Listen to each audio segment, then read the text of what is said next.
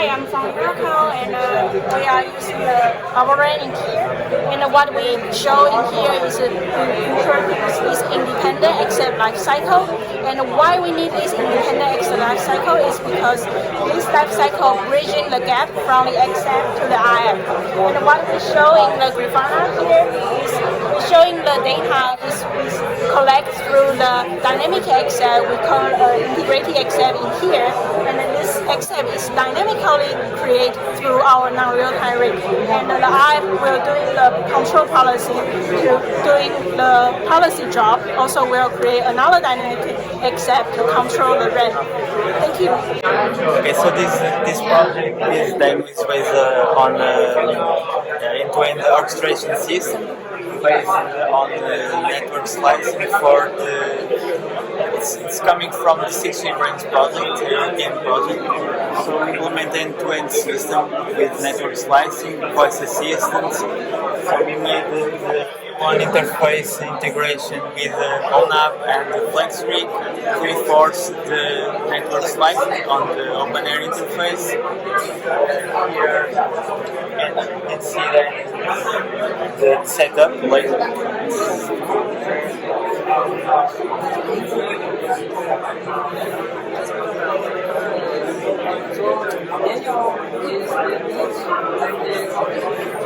Okay, here we can see that the architecture, the overall architecture. We have the voice system with integrated with ONAP, then the A1 terminator that is based on ORAN, then it's integrated with XApp from FlexRig, and on OpenAirInterface we are using the E2 node with the user exit and environment. So the objective is to predict and detect anomalies, and then to optimize we create the network slicing, and using A1 interface we can send some recommendations to the FlexRig. And the FlexRig will deploy or implement the rig part on the inode bit part.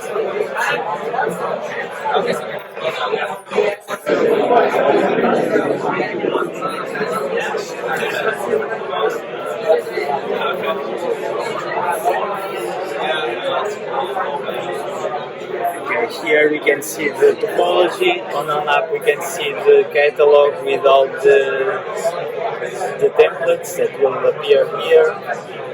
So here we can see the deployment from the orchestrator, the ONAP in this case. Here we are using OpenAirInterface as the core. It's integrated with OAI. You can see here some logs from our setup. So there you can see the main components, the inode B, the rig part, the XApp as well, and the A1 terminator.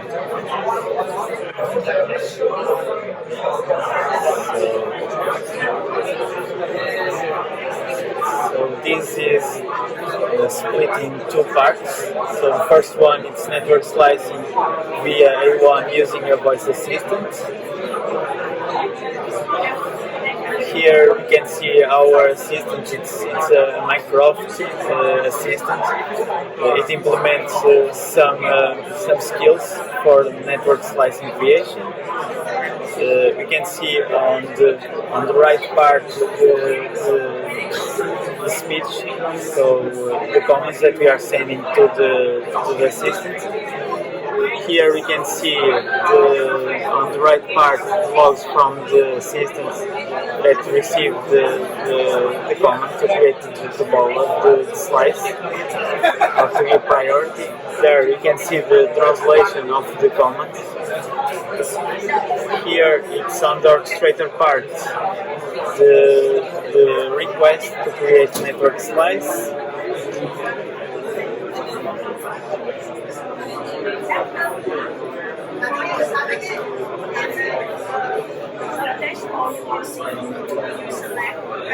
Okay, voice command was already translated.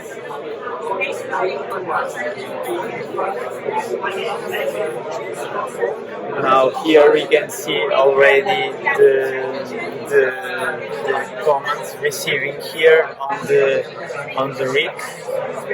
On the E2 agent we can see the network slicings that were already created. So there's on the logs, on log part, this information for us to see. Here there's the JSON part with all the configuration. There on the second demo, there's a loop, a control loop that it's based on the matrix collected from the radio, and it will enforce the policies to if we detect some anomaly in the radio part. So here we can see the data collector from ONAP that is receiving the matrix and storing, and the air app is analyzing, and it's based on a threshold cross analytics application. It will detect in this case an anomaly, and to minimize or the impact, it will trigger the deployment or the creation of a network slice.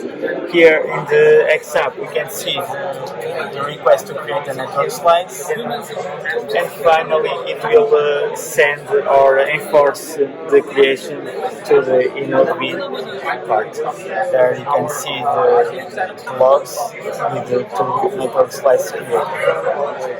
So from the API you can see here the configuration that we got. So you can see here the details from the slices, and here on the dashboard that was implemented we can see the configurations of the base station, and here the different slices that were created. So that's it. Thank you. Thank you. Hello, I'm Eduardo from CPQD. It's a research and development center in Brazil. Our goal in CPQD is to transfer technology to Brazilian market, and we have been working with OAI and OpenRAN since 2019. Today we bring a demo for the joint OAI and OSC event with three major goals. We will demonstrate the remote control of RAM parameters using OSC-OAM and O1 interface. We have automation here because we are using Nephew to deploy Kubernetes applications. Both our CN product, the C2N, and the OEM are deployed with Nephew because they are Kubernetes applications. And we have also implemented an XApp for signaling storm attacks detection and actuation in the radio access network. So we have implemented using FlexRig, near real-time rig from OAI. This XApp has a service model, that's our implementation, and also the XApp we have implemented. So this is our demo. Thank you for the attention. This demo, we are showcasing our network data analytics function with a combination of abnormal traffic detection and the core network, OAI core network. So starting from today, the NWDAF is open source, so you can contribute by adding different use cases. Here we showcase a use case of abnormal traffic detection. We have a GNode B based on USRP and the user equipment based on Twitter module, and we use the NWDAF to compute the probability of abnormal traffic. Today, what we are doing is we have a new ranging mechanism using OpenAirInterface. So what we do here is we want to find the distance between the base station and the UE. So how do we do it? So we do it with the existing infrastructure without any localization features. So we use release 15 and the localization features comes after, like release 16. So, and how we do it is, so let's say we have a scenario where we have a base station and UE are separated by a distance that causes a delay delta. So the propagation delay is delta. So we have a GNode B that is transmitting a downlink synchronization signal. It reaches the UE with a delay delta, and the UE sends the uplink synchronization signal, which goes to the GNode B with a delay 2 delta. So what happens is the GNode B estimates this delta, the delay, and then it sends the timing advance command to the UE to advance the frame boundaries by coarsely estimated 2 delta. So so intuitively how we can, so this is a coarse estimation because the bandwidth of the ratch is very small, so we get the accuracy is like around 40 meters, but we need better.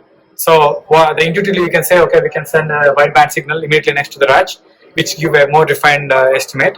So this, so currently now it is, you cannot do it because whatever the procedure happens, it only happens in an initial synchronization phase. So you have to be, this happens only once, or when the U is going out of sync, then it tries to do this procedure. So, and also the other thing is you cannot send SRS immediately next to the RAS because you need to be in RC connected state. So this is where our work comes in. So we introduce a signaling mechanism that triggers this process.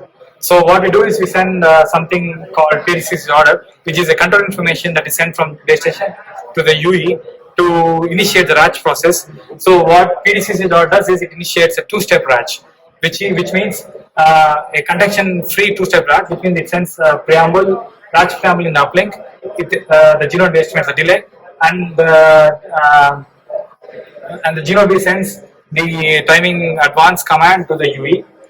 The UE applies the timing advance command after 6 slots. Then we configure the UE to send it in the DSRS in the uplink. So, so what I'm going to show you is, so I'm going to start the G0 B. So there is a catch here because in our procedure we need to, our G0 B needs to estimate the SSB all the time, but it doesn't happen usually. The UE estimates the G0 B only when it crosses the limit, because so now once you are RC connected, the UE doesn't estimate SSB. But the standard specifies that okay, if you cross, so if you have a clock drift, if you have a bad hardware, if you have a clock drift, the frame boundaries keep on moving and the distance keep on increasing. And okay, the UE5 knows that okay, this crosses the limit, then it corrects it, so it falls down. So that is the point, is our valid estimate. So I'm going to show you the results.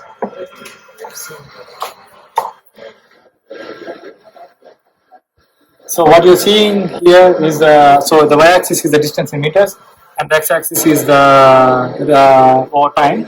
So you can see that because we are using V200 mini, which have a huge clock drift. So initially there is a bias and there is a skew over time. So when the UE5 knows okay you're passing the limit, it actually corrects down. So you have to wait until the UE corrects. So this is our valid measurement. So yeah, you can see that the UE corrects the measurement. So if you, so this is our point, which is our valid measurement. So as you can see, we place some stickers over the floor. So which is like each one is like 6 meters, and my colleague Rajiv is at like 24 meters. So yeah, so once the buffer is full, this is for plotting purposes. You can see the estimated range here. So you can see it's nearly 24 meters, 23, 24, which is under the limits.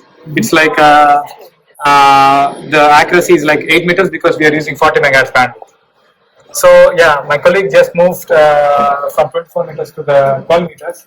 Now you can see the drift, so the estimated distance here. You have to wait until the UE corrects it.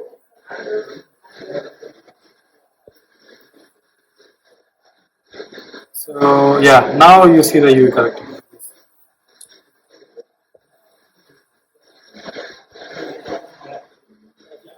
Yeah. So you get roughly like 18 meters something, because yeah, now you placed it at 12 meters. Now you see like around 18 is so now it's really closer, than you can see it's down to 0. Yeah. So that's more down. Here we see a demonstration of our implementation using OpenAirInterface as ORAN architecture. So we have implemented a small CLI in order to simplify the usage of OpenAirInterface to our customer. As well as we have here in this demo, we are going to show the connectivity with multiple devices. This is a commercial UV that are connected to the ORAN, and they are streaming YouTube. And this is testing, and you can see later on. This is the setup we have in our lab with our own ORU, that is ORAN ORU, and the setup is quite easy because we have this simple PC that can be installed everywhere. The radio unit, so this is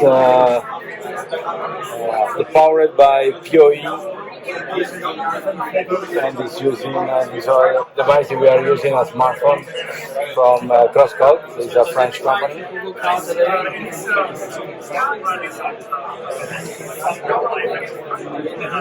And we implement a shortcut for all the command lines that are used to run the OpenAirInterface software, so that the user can be easy, quickly jump into actions and use the command line to start, stop the GNOB, deploy the packet core, and so on.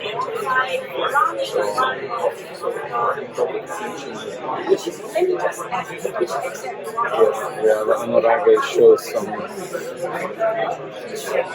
utility when we deploy the packet core. Starting from here, right? Yeah. Because the previous two are We deploy all the components of the packet core for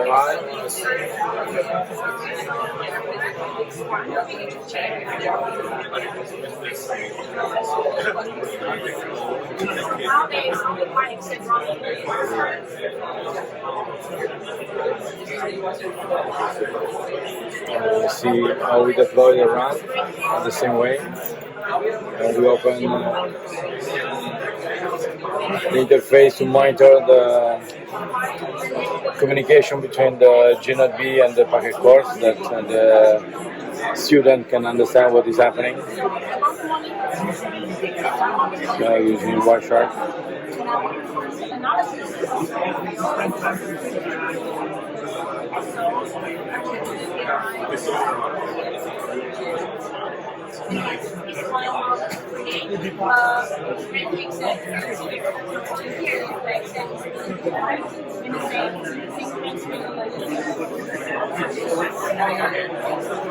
And all the 4 UV are connected to the system. They are all in airplane mode, and now we are switching them to connect.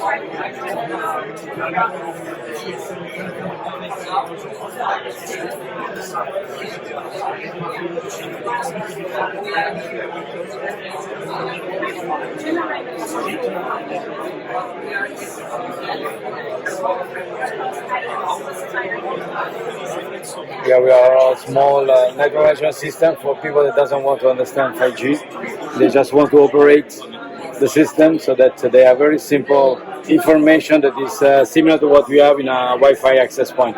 You don't have too much information. You have the number of online devices, the throughput uplink and downlink, the usage in terms of resources in uplink and downlink. That is enough for an operator to understand what is happening.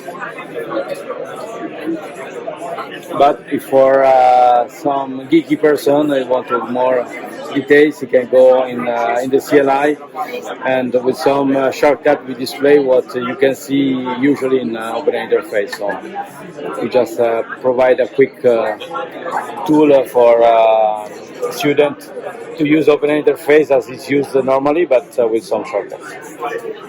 So get configuration, change log information, and so on.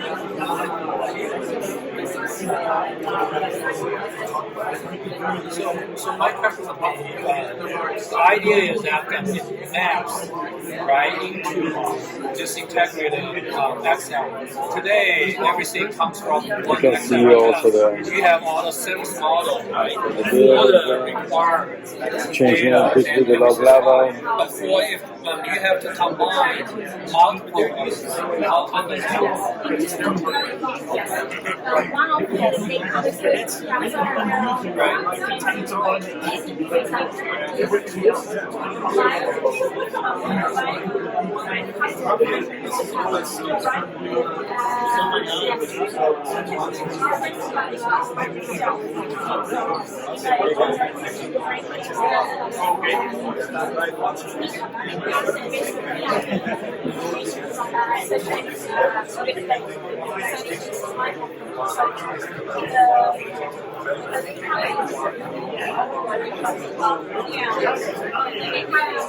we also create some shortcuts in the CLI in order to visualize the reports that are in the log of OpenAirInterface, so that the student can see what is reported by the UE.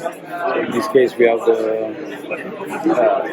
write some parser just to parse the report in the logs, so that the student can easily check the information in the logs. And if they want, they can open the log and check as well the log information. But at least this is just a shortcut. So they don't have to learn something different. It's something that some professor ask us, in fact, not to build something that they will not find in the market. We like to make the student to really understand what is the system about. So what is the information, how it is pulled, and so on. So they don't want us to develop a UI to use it. They prefer to use a really command line and so on, so that they can get familiar to not the product itself, but the technology.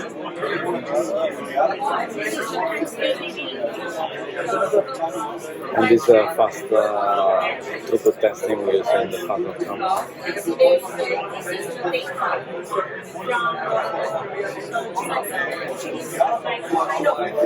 And you can see the report on the statistics from the UE, the number of resources allocated per UE and so on. So that is all information in the lines. We just grab them and show you.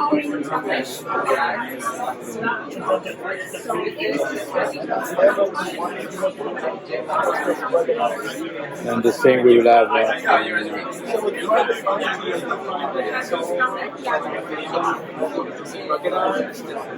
Where does this mapping happen? the same we will have here in the UI. So this lab kit, it has the core network and Genome beyond. Everything is in the software in the desktop PC, yes. And also the hardware, so it's Yeah, in the website you can buy everything from all the hardware components, also the devices.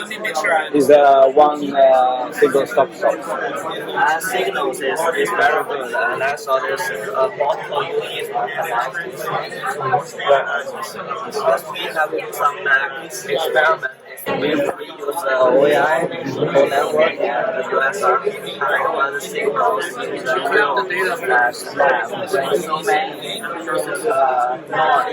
so many Well, depend on the frequency that you pick up and so on. There are many parameters that you need to play with. So what you provide is voice configuration, the lab that you put the voice configuration to make it better.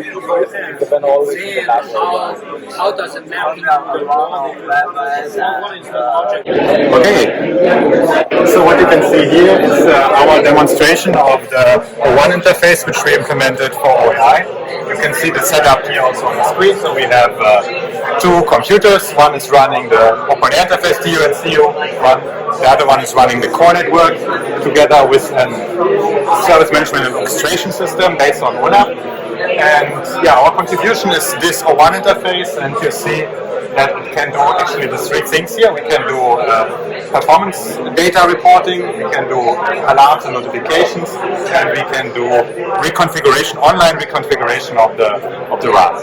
And here on this screen you see the performance data which we get. So you see we get data about the number of UEs connected, we get data about the total load of the base station, and we get information about the aggregated throughput.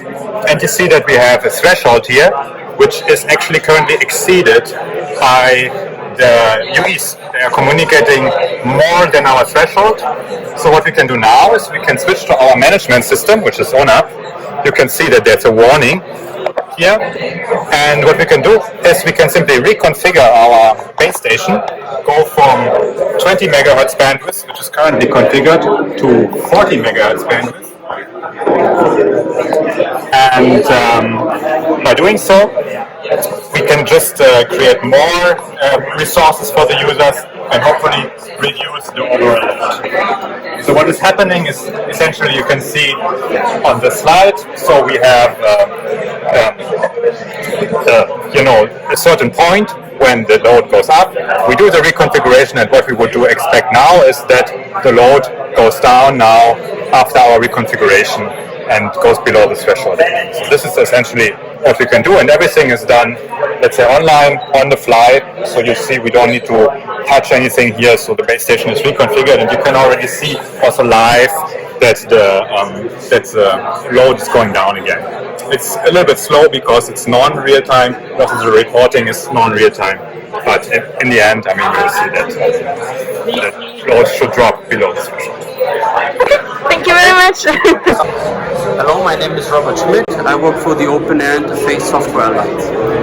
I'm showing the demo improving quality of experience using the ORAN software community near real-time RIG and the OpenAirInterface 5G RAM. In this demo that I'm showing here, I have first of all the core network, the CU and the DU deployed. I have here a Faraday cage in which I have the UE running.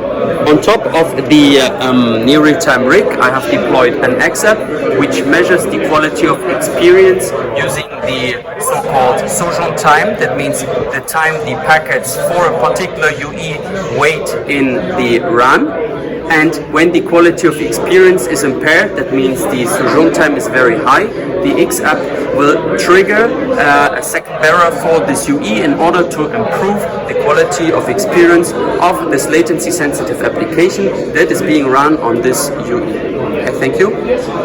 Okay, so my name is Davide Villa, I'm a PhD student at Northeastern University, and I'm presenting this demo called X5G, which is an open and programmable multi-vendor 5G, private 5G testbed, and is a project in collaboration with NVIDIA and OpenAirInterface, where we have in the higher layer of the stack, we have OpenAirInterface for the core network, the CU and the DUI, and they connect with the 5G fabric to the L1 from NVIDIA, which is called NVIDIA Aerial, which is this inline L1 accelerator on GPUs. In particular, they are working on A100 GPUs, which then connect to the Oran 7.2 splits to commercial off-the-shelf RU. In our case, we are using a Foxconn RU, which is working in the N78 bands, so between 3.7 and 3.8 gigahertz with 100 megahertz of bandwidth, which then connects to commercial off-the-shelf UEs. So in our case, we are using a OnePlus UEs, but you can also use iPhone or Sierra or Quector, so whatever you want.